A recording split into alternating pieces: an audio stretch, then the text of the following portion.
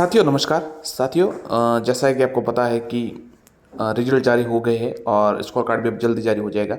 और आपको पता होगा कई परीक्षाओं में जो परीक्षा हुई है रीट की तृतीय श्रेणी की, इसमें कई जो सब्जेक्ट है उसमें आपको पता है कि स्टूडेंट असंतुष्ट है।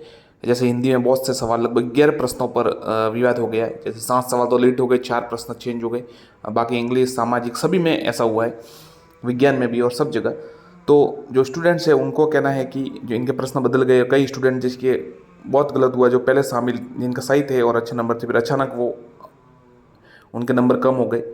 तो इसके लिए साथियों कई स्टूडेंट याचिका लगा रहे हैं और लगाना भी चाहते हैं, और कई ने लगाई भी है और कई लगा रहे। तो साथियों उसमें एक ये भ्रम हो रहा है कि क्या अंत में फ़ायदे याचिकाकर्ताओं को मिलेगा। तो साथियों अगर ज्वाइनिंग हो गई तो बाद में सिर्फ फायदा याचिकाकर्ता को ही मिलेगा। बिल्कुल सही है, इसमें कोई कहने की बात ही नहीं है। संभावना बहुत कम है कि दूसरों को मिले, पर जो याचिकाकर्ता बनेंगे उनको ही अंत में अगर ज्वाइनिंग हो गई और उसके बाद फैसला आता है कि प्रश्न को बदला जाए, उत्तर बदला जाए, तो फिर याचिकाकर्ता को ही फायदा मिलेगा। एक और बात आ रही है, क्या याचिकाकर्ता बनने से उसका रिजल्ट रुक जाता है?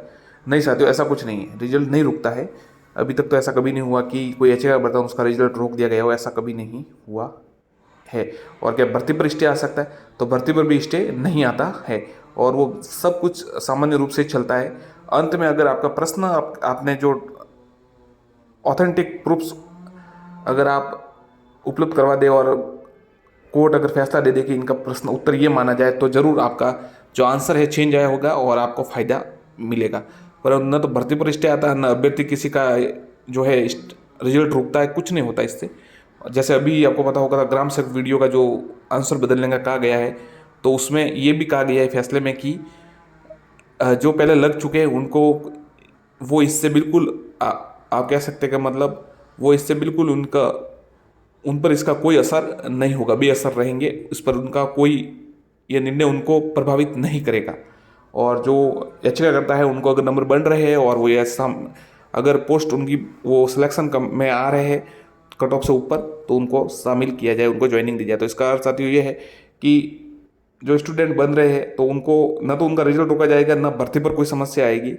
तो अगर किसी जैसे स्टूडेंट बन रहे हैं तो वो उनकी इच्छा पर बन रहे हैं, तो इसमें भर्ती पर स्टे आने की संभावना बिल्कुल नहीं है, ना के बराबर है बिल्कुल। और आज तक ऐसा भी नहीं हुआ कि किसी का रिजल्ट रोका गया है। ये 2-3 प्रश्न कुछ आ रहे थे तो हमने उनको बता दिया। एक साथियों जो डॉक्यूमेंट वेरिफिकेशन के बारे में पूछ रहे थे, नेम का, और के हमारे वीडियो के नीचे काफ़ी कमेंट आ रहे हैं कि नेम हमारे सर नेम में ये लगे और ये लगे।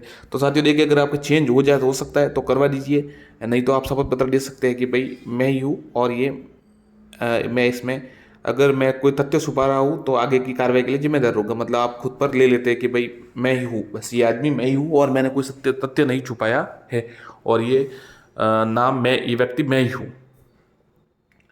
तो ये तो हो गया।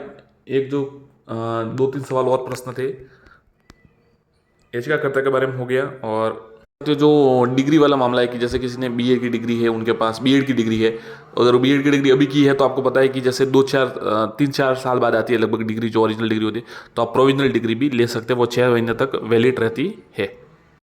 जो सर्टिफिकेट्स है उसके बारे में आपको बता दिया था कि जैसे ईडब्ल्यूएस के अभ्यर्थी है तो उनको जो सर्टिफिकेट है वो 1 अप्रैल 2022 के बाद बना हुआ होगा, तो वो एकदम ईजिली चल जाएगा।